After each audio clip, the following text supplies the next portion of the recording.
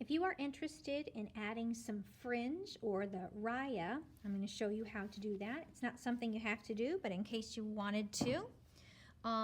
So wherever you left off, okay, you can see here that I have a pattern started. I've got black, turquoise, white, turquoise, black with different thicknesses of stripes.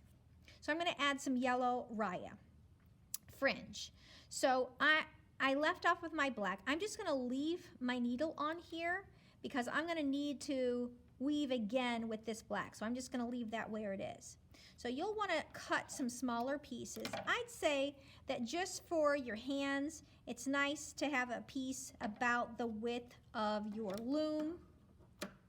So I'm going to cut a few of these to get started for the Rya Fringe.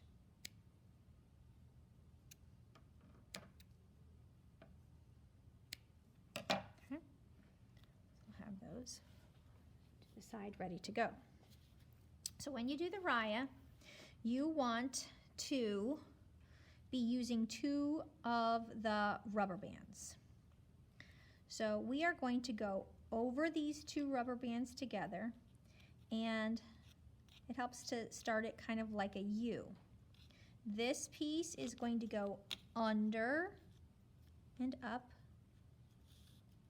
This piece is going to go under and up.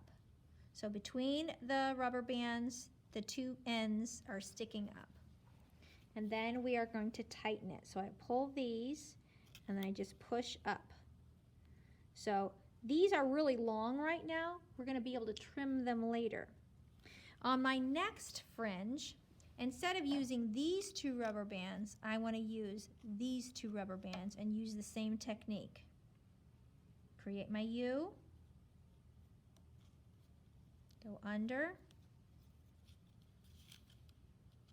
go under, so it looks kind of like a horseshoe. Take these 2, pull them up, push, push, push.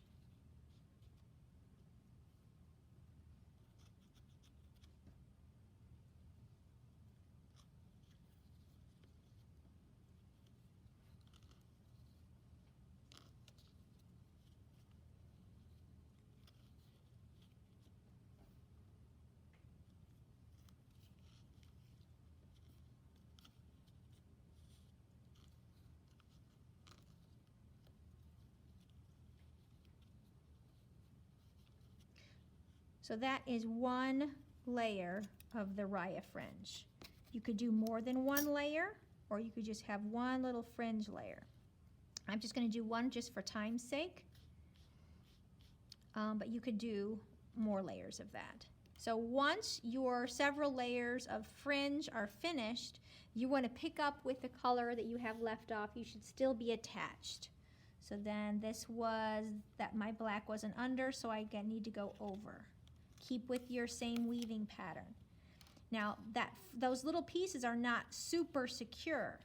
So in order to keep them secure, you're going to need to have a tight weave above it and a tight weave below it. I'm running out of room here with my last piece.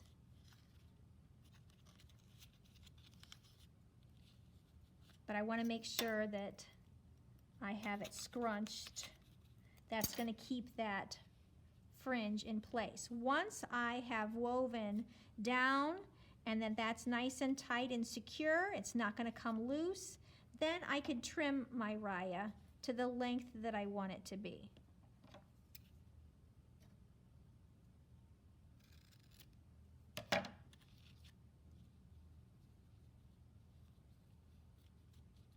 So then you get the little fuzzies that are on there.